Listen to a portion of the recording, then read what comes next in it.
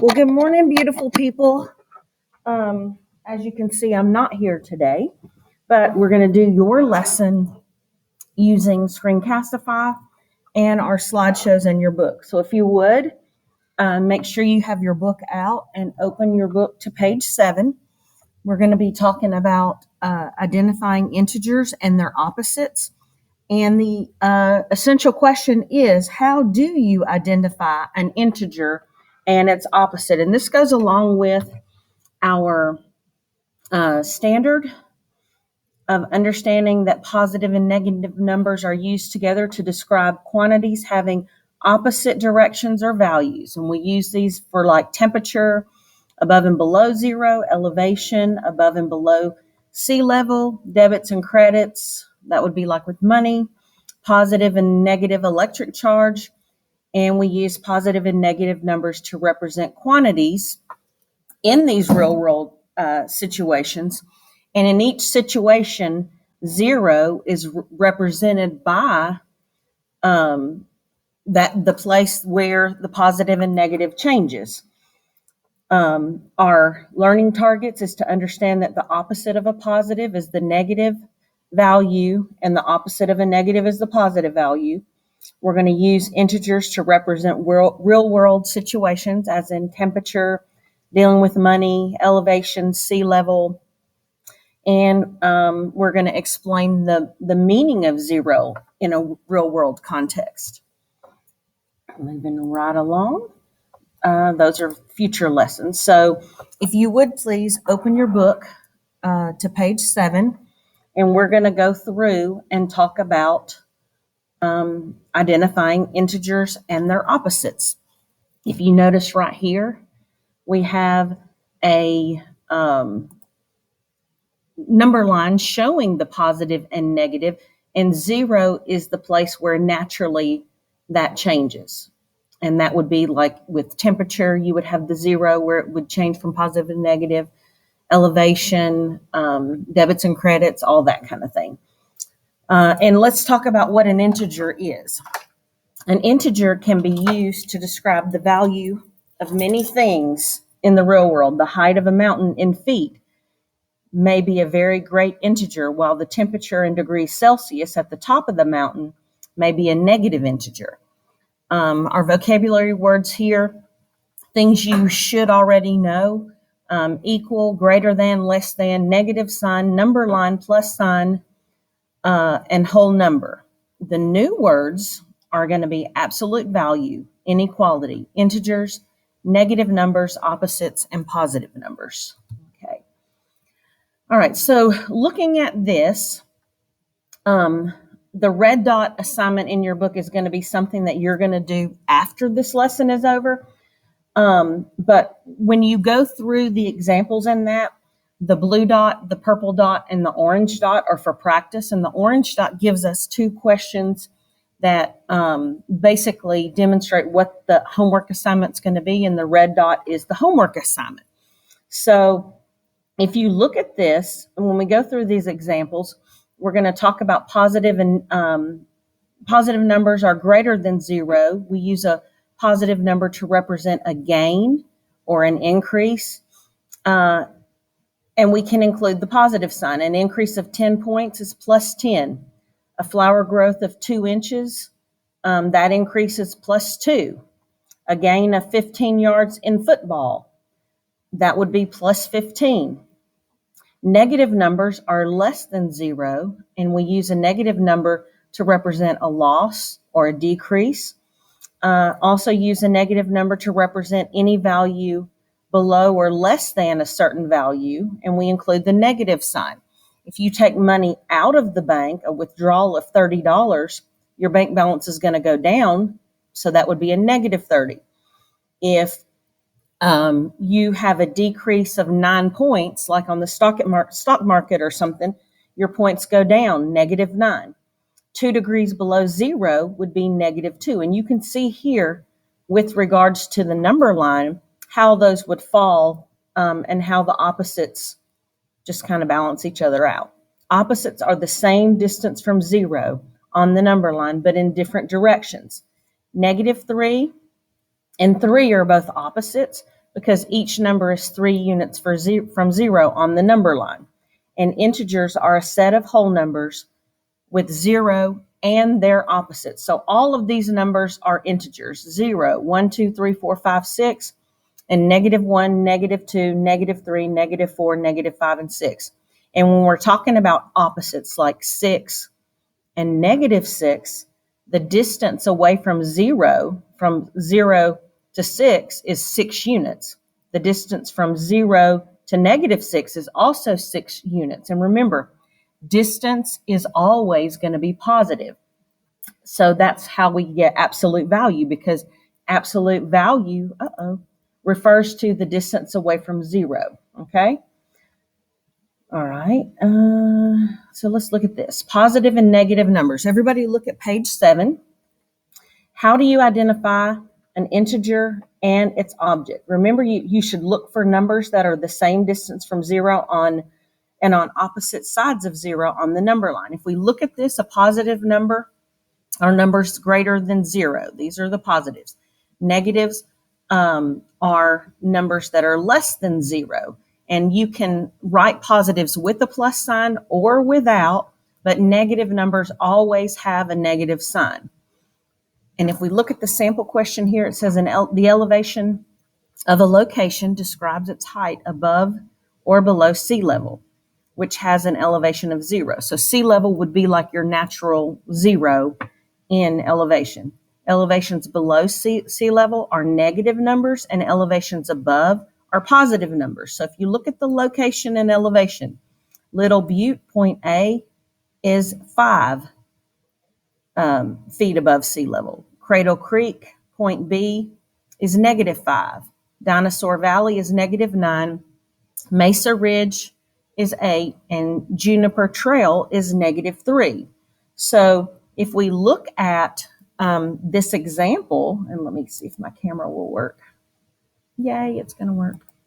If we look at this example in our books, you'll see, isn't that magic how I just made that happen? If you look at our examples and you look at the number line here, it says, what point on the number line represents sea level? Well, naturally, the 0 is the line that, the point, not the line. 0 is the point at which the positive numbers start to the right and the negative to the left. So the sea level is 0, and that's the point which represents sea level. You should be doing this with me. Which location is closest to sea level? We have -5 and -8. -5 is here. This is Cradle Creek. I'm going to put a B there. -3 is here. I'm going to put an E here. 8 is here. I'm going to put a D there. -9 is here. I'm going to put a C here. And 5 is here. I'm going to put an A here. So we have A, B, C, D, and E. All of the points from those are listed. And it says which location is closest to sea level. Well, if this is sea level, what point do I have that is closest? And clearly, it's -3. So -3, the location is Juniper Trail.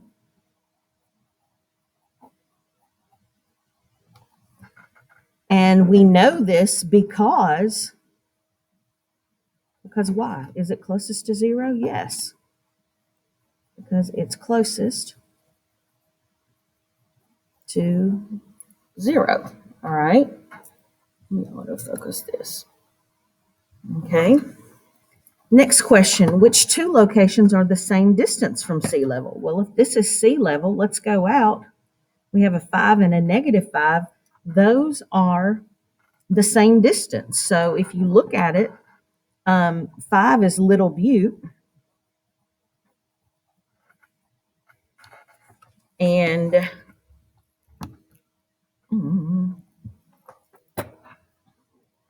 -5 is Cradle Creek.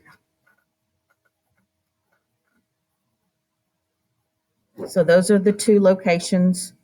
Little Butte is above sea level, and Cradle Creek is below. I just did that so we could see.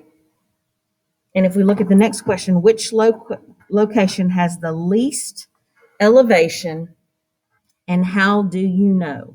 So what we want to look at on here is which location would be the lowest. The least elevation would mean the lowest. So if we go over here, we look at 0.9, which is representing Dinosaur Valley at a -9. Dinosaur Valley, and that would be a -9. Okay, so let's look at what we have on our slides. The next slide, let's talk about opposites. So if you would go ahead and turn over to page 8. When we talk about opposites, opposites on a number line are two numbers that are the same distance from 0, but on different sides of 0. For example, when we had the 5 and the -5, if you look at what we have here, it says use a straight edge to draw. We're actually not going to do that. But if you look at what we have where it says use your number line to find the opposites of 7, -6, 1, and 9, the opposite of 7 would be what? -7. The opposite of -6 would be what? +6. The opposite of 9 would be -9. The opposite of 1 would be -1. And 0 is actually its own opposite because it doesn't change. But if you look at all of the naturals, you're not going to have 0 is just 0. That's the origin of everything. And if you think about negatives and positives, we're just talking about a value that has the same distance from 0, but is on the other side of 0. Okay, so what I want you to focus on now, we've gone through the slideshow. I want you to watch the videos, the instructional videos, if you did not already, and go through the interactive student lesson for 1-1. And it's, I think it was slide 5 in here. Yeah, it's right here, slide 5. You're going to go through, that has been assigned, and you will start that. Do the orange dot first. That's 2 questions. And then begin the red dot. The red dot is going to be what you will have for homework. You're at homework tomorrow. And it shouldn't take you that long at all. In fact, it's not, this kind of thing is not that difficult. But just when you're plotting your points on the line, you'll like click on the dot. If we were doing like a -9, you would click on the -9, line it up on the number line, and click it again, and it would place your spot. Okay? Easy enough, right? All right, you're on your own now. Remember your videos and your interactive student lesson that is assigned. Thank you. Where do I stop this at? Okay, resuming, I wanted to show you all about how to plot a point on the number line. If you look at the number line here and how that is, it says graph the number on the number line. Now, you may want to make your screen a little bit larger, but to graph on the number line, you would highlight the dot. We're looking to graph number, the number is -3, which is going to be 3 away from 0 on the negative sign. You want to try to line up the crosshairs from your mouse as much as you can, and then place your dot on the line. Oh, that's not that great. Let me see if I can do that again. Let's see if I can raise that up.